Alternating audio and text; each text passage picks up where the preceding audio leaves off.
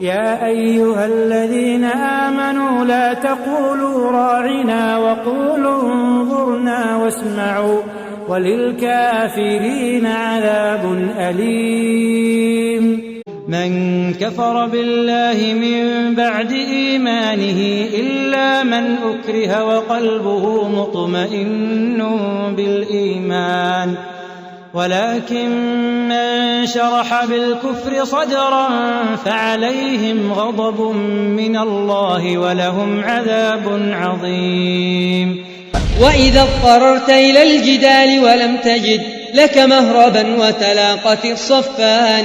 فاجعل كتاب الله درعا سابغا والشرع سيفك وابد في الميدان والسنة البيضاء دونك جنة واركب جواد العزم في الجولان واثبت بصبرك تحت ألوية الهدى فالصبر أوثق عدة الإنسان وطعن برمح الحق كل معاند لله در الفارس الطعان واحمل بسيف الصدق حملة مخلص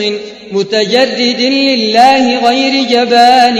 واحذر بجهدك مكر خصمك إنه كالثعلب البري في الروغان. بسم الله الرحمن الرحيم. الحمد لله رب العالمين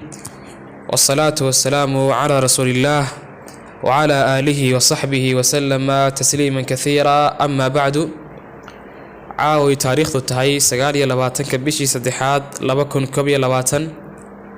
habeen ay isniin soo galayso waxaynu insha Allah taala masjidkeenan al-istiqaama kaga hadli doonaa oo aynu ku cadeyn doonaa xaalka uu ku sugan yahay ninka loo yaqaan Xasaan Xuseen. laba qodob oo kaliya ayaan ka soo qaadanaya hadaladiisa kadibna waxaynu u bandhigi doonaa bal adillada quraanka iyo axaadiistu waxay ka yiraahdeen. ugu horeyntaba ninkaasi waa nin manhajkiisu yahay manhajka khawaarijta. manhajku ku socdo Xasaan Xuseen iyo madhabka khawaarijtu waa isku mid, xukun kala duwana. khawaarijtu dadkay gaalisiiyaan isna u gaalisiinaya. wax marka aan ka been abuuranaya amaan ka sameynay ma aha. hadal kaste oo ka soo naqilaa amaan ka soo raro halkiisa waxaan raacin doonaa daliil maqal iyo muuqaal ah oo isagu ku hadlayo. way hadaynaado Xasaan waxaas uu yiri dadka qaar baa rumaysaneen. si marka aad igu qanacdo ayaan ku keenayaa hadalkiisii iyo muuqiisii oo wada socda isaga maqal iyo muuqaal. Xasaan waxaan oran karnaa waa midhihii ka soo go'ay geedkii uu beeray ninkii loo yaqaanay Sayyid Qutb. waxa weeye hel bidca ahaa akhwaanigana ahaa muslimiintana wada gaalisiiyay dhammaantood sidoo kale ambiyada Ilaahay caayi jiray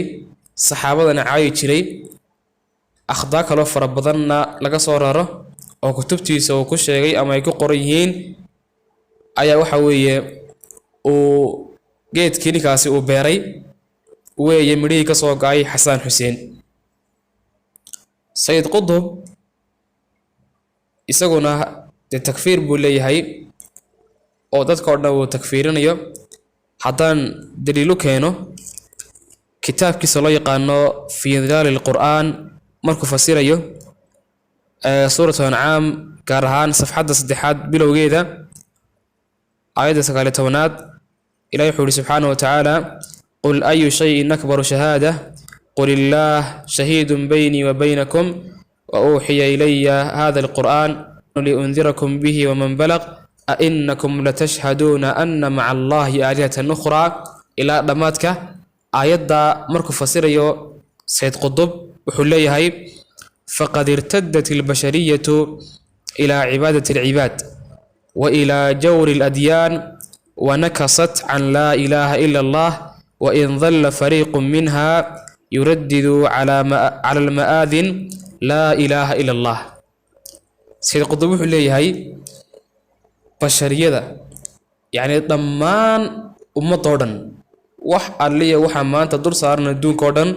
كبي جودبا ويردوبين وحاني أردوبين إني عبادستان أضومها وحلو يقان عبادة العباد أو هضومها إلا عابدو أي النقدين بول لي سيد قطب أردوبين sidoo kale wuxuu leeyahay xitaa kuwa eedaamaya ee laa ilaaha ila allah meelaha la taagan ee kaga eedaamayana iyaguna waa la mid buuri qof muslimo maanta dul saaran adduunyada dusheedana ma jira buu leeyahay Sayd Qutb takfiir ka weyn anagu ma hayno takfiir iyo gaalisiin ka weyn anagu garmayno xasaan ninka loo yaqaano waxa uu yiri qofka aanu ku aragna gaalnimo waa gaal wax la sarsarifo la warwareejiyana aanu ma yaqaano ninka gaalnimo aan ku aragnana waa gaal wax la sarrifo la warwareejiyo meesha ma yaal inta dambe ee uu leeyahay anigu wax la sarsarifo la warwareejiyo ma aqaan wuxuu uga jeedaa waxa loo yaqaan shuruud yani intifaa'u almawaani' wa wujuud ash-shuruud ma jirto hadalka xasaan waxa weeye wax loo yaqaano intifaa'u almawaani' iyo wujuud ash-shuruud loo ma shardiyo marka qofka la takfiirinayo waa sida micnaha hadalka xasaan ninka gaalnimo aan ku aragnana waa gaal wax la sarrifo la warwareejiyo meesha ma yaal way xasaan su'aal baan ku weydiiyay saxaabigii loo yaqaanay Ammar ibn Yaasir markii nabiga sallallahu alayhi wasallam wax ka sheegay kadib markii lagu qasbay agtaada ma ka gaalba haddii aad tirada agtaada gaal bukay oo aad soo hoos gelisay qaacidadanna tawarkaagu cadi haddii aad leedahay ma yee shuruud iyo mawaanic baa loo dhigaana labada jeer iyo maad waalanti xasaanow waay sidoo kale ninkii yiri Allahumma anta abdi wa ana rabbuk ilaahay waxa tay adoonkaygaan rabbiga baan hay ninkii hadalka gaalnimada ku hadlayna isnaagtada ma ka galba sidoo kale saxaabadii lagu yiri yaa ayyuhalladheena aamanu la taqulu ra'ina wa qulu anzurna wasma'u walil kaafiriin 'adaabun aliim iyana agtada ma ka gaalnima walaalayaal marka cid takfiirinayo ama la xukumayo inuu gaal yahay wax sahlan maaha waxa loo dhigaa 4 shardi sidoo kale 4 maanic in la waayana waa shardi 4 shardi in la helaa waa laga maarmaan sidoo kale 4 maanic in la waayana waa laga maarmaan marka inta la helon baa la oran karaa hebel oo la tacyiniyay ama la cayimay ama la magacaabay magaciisa saddexan waa gaal inta shuruudahaas ay wax ka maqan yihiin ama mawaanicdan sheegi doono waxay ka joogaan cid lama takfiirin karayo waxaana kala duwan in la caam yeelo kufriga oo la yiraahdo man fa'ala kada kafara iyo in la yiraahdo fulaan ibn fulaan kaafir farqiga u dhaxeeya shuruuduhu waxa weeye oo kowka ah al-qasd in qofku uu qastiyo ama uu niyeysto inuu gaalnimada sameeyo maanicuna waa al-khata in qofku aanu u qastiyin gaalnimadaas shardiga labaad waxa weeye al-ilm in qofku gaalnimadan in lagu gaaloobo cilmi u leeyahay waxa maanic noqonayo ka soo horjeedkeeda ah al-jahlu in qofku jaahil yahay waxa kale saddexa al-ikhtiyaar inuu doortay oo lagu qasbin waxa sidoo kale maanic noqonaya al-ikrah in lagu qasbo waxa kale afar ku noqonaya cadam wujuud ta'wiil ama cadam ta'wiil inaanu jirin wax qofkani oo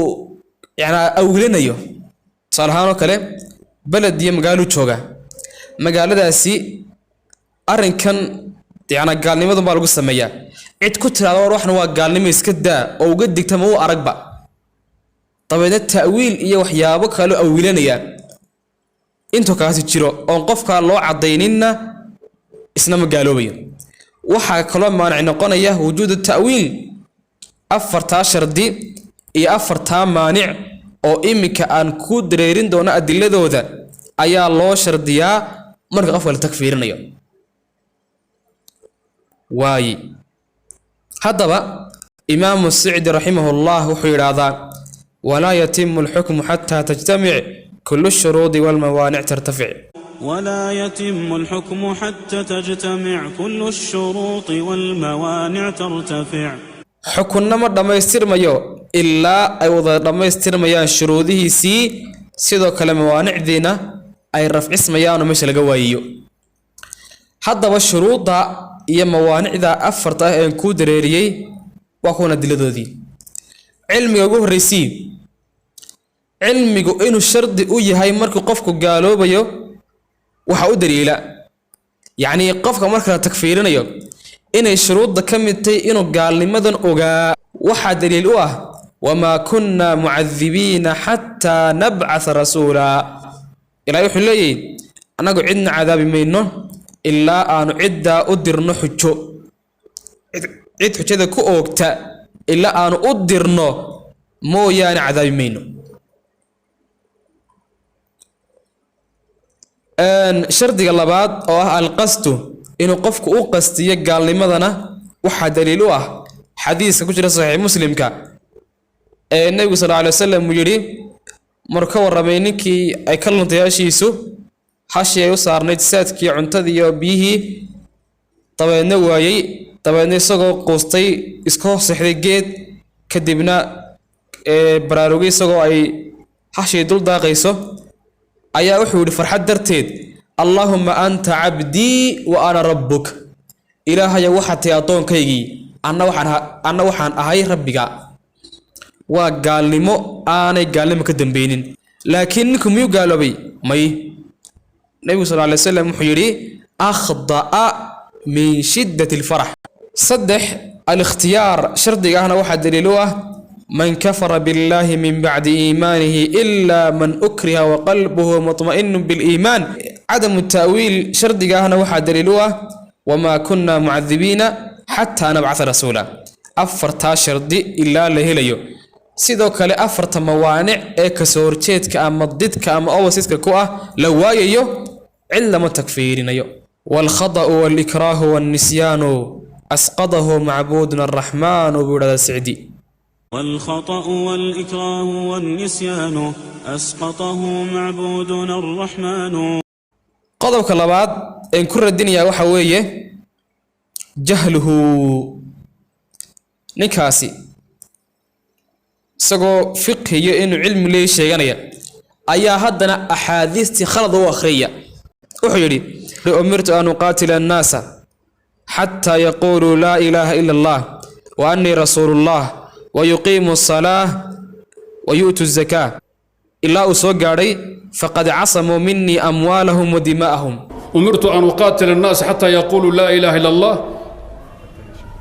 وأني رسول الله ويقيم الصلاة إذن فإذا قالوها محد بيان فقد عصموا مني أموالهم ودماءهم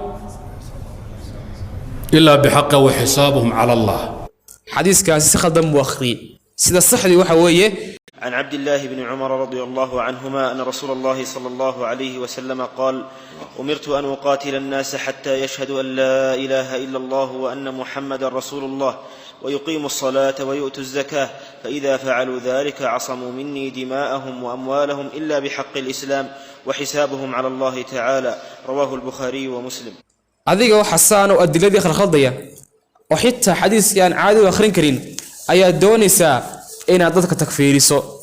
سو أوروريو نكا حصال رادا ونن آمسن مذهب كخوارجسه وحاوا مسي فكر كوهنا ومنهج باطلة أو دين إلهي أنا يقولين وحنقصوا قبقبينية نكا نوع عاسية يكو الله ميتك أهبا إن لدقيستو أو الله حاضرا محاضرين كوغا أما لدقيتك كتبتو ذا وحاران بنص القرآن وحاو دليله قوله عز وجل في سورة النساء وقد نزل عليكم في الكتاب أن إذا سمعتم آيات الله يكفر بها ويستهزأ بها فلا تقعدوا معهم حتى يخوضوا في حديث غيره إنكم إذا مثلهم إمام أحمد بن حنبل وحلق سوريي إن لويري أو لويديي وحسكور أنت يا شيخ نندقي سنيه البدعة كدبو حيري مركو رودك haddii uu waantoobo oo digniinta qaato oo sii la doonayay haddii kalena isaga laftigiisa ka digtoonow sidoo kale imaam al-Barbahari kitaabkiisa sharh as-sunnah wuxuu ku yiraahdaa idha ra'ayta ar-rajula yasiru ma'a ahli al-bid'ah hadhirhu fa in taaba wa raja'a wa illa fa'alhiquhu bihi aw kama qala rahimahullahu ta'ala هذا والله تعالى أعلى وأعلم وبالله توفيق والسلام عليكم ورحمة الله وبركاته.